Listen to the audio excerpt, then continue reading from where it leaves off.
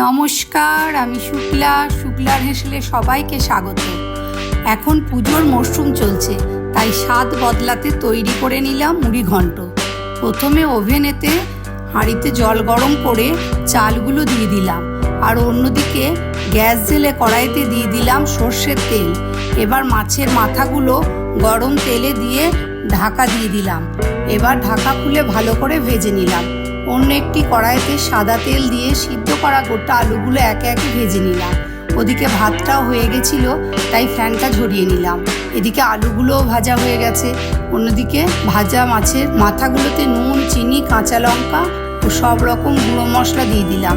তাতে দিয়ে দিলাম ভেজে রাখা আলুগুলো। পাশের কড়াইতে গোটা গরম মশলা ও তেজপাতা ফোড়ন দিয়ে ফোড়নটা তৈরি করে নিলাম। এবার কষানো মাছের কড়াইতে সিদ্ধ করা ভাতগুলো দিয়ে নাড়তে লাগলাম।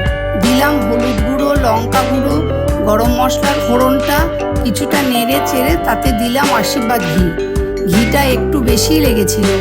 একটু গরম মশলার গুঁড়ো দিয়ে নেড়ে চেড়ে নামিয়ে নিলাম। তৈরি মুড়ি ঘন্ট।